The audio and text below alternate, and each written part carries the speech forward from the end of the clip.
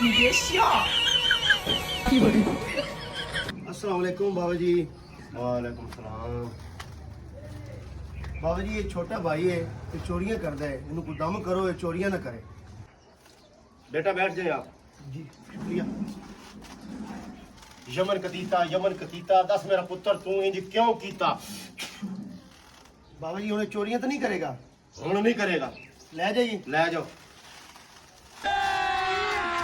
अरे मजा आएगा ना भिड़ो बेली से नागिन निकाल। हसन के महसूस हो रहा तन दम करा के?